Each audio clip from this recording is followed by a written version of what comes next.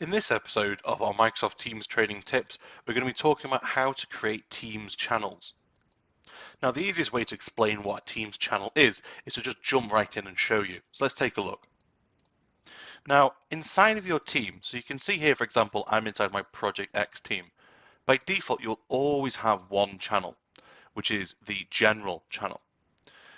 Now, channels are essentially responsible for splitting out not only conversations, so it's almost like think about them as being like mini chat rooms within inside of a team. So by default, a normal channel, everybody would have access to it that's inside of the team. So if you're a member of the team, you would have access to all of these channels. I am going to create a separate video about private channels and restricting access to certain team members. So please take a look out for that as well. So the channels are essentially a way of breaking out conversations, but as well as that, it's breaking out the documents as well. So if I look at this general channel, you can see these conversations here within this general channel. Whereas if I jump to say my planning channel, I'll see that there's no conversations here because we've not started our sort of planning yet, or any weekly updates, for example. So those channels are specific conversations. So think of them as almost like sub chat rooms. But also, if I go into the files area of the general channel, you'll see that I've got these set of documents, invoices, team rotas, things like that. Whereas if I go to planning and then go to files, I then see I've got no documents because I've got no documents yet that I've uploaded into my planning area of my team.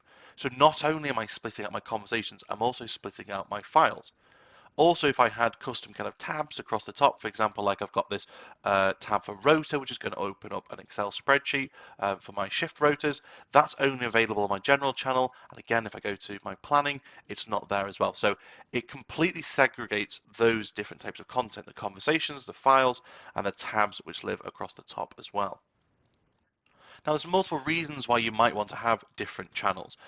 It might be that you just want to sort of separate the different types of conversations you're having in terms of like here we've got our weekly update, so we're posting about the project weekly here.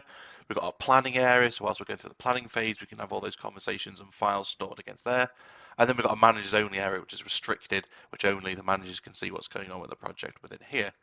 Or you might have, say, for example, like a sales team where you've got regional offices or offices around the world where you're going to break out and have slightly different conversations. Although everyone can access each of the different conversations, there's going to be channels which are specific to that particular area. Now, I would recommend that actually you don't have more than, say, 5, 6 different channels, something like that. Just from my own experience, you can have more, but from my own experience is once you start ending up with more than that, more channels than that, you tend to find that whatever you're trying to do to split out those conversations or those files, it's just not going to end up working out, and it's going to be too busy, and people aren't going to use it quite as you expect. And people always go down the path of least resistance, where they're going to always fall back to this kind of general channel. So let's take a look at how we actually create a channel now. So if I click the 3 dots next to my team name, you'll see I've got a few quick actions here. And one of those actions is to add a channel. So I can click on add channel, and then all I need to do is type in the channel name. Maybe let's say, for example, this is going to be my finance channel. So this is where I'm going to have all my conversations about where we're up to invoicing cycles and things like that. And it means I can have finance team members coming into this project and sort of querying invoices, that sort of thing. So I've got my finance channel. I can give a description. So I can say this is for the finance team to chase up invoices, that sort of thing.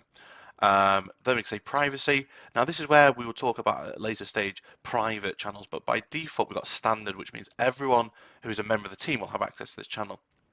I can also automatically show this channel in everyone's channel list on the left hand side. So if I didn't tick this box, it would still appear, but it would mean that every user would have to add it to this left hand side themselves.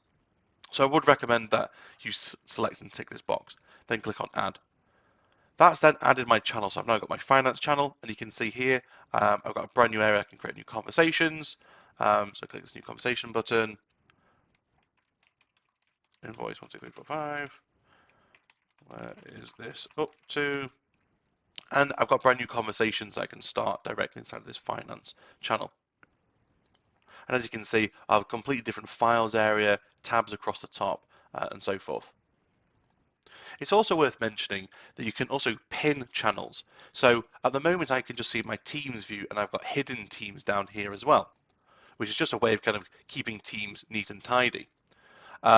but I can actually choose to pin this channel. So if I click on the three dots and click on pin, that'll then add a new area up here called pin channels. So that means I can jump from being in completely different teams directly back to a channel. So even if I didn't want to show this team in all of its channels, so maybe I'll click on the three dots here and then click on hide to remove this particular team and put it into my hidden teams area, I can maybe be using my sales team on a daily basis, but I want to jump into the finance area of this particular project. And we can do that using this pin channels approach. I hope you found that video about creating Teams channels useful. If you did, please do like the video and subscribe to the channel for more Microsoft Teams training tips.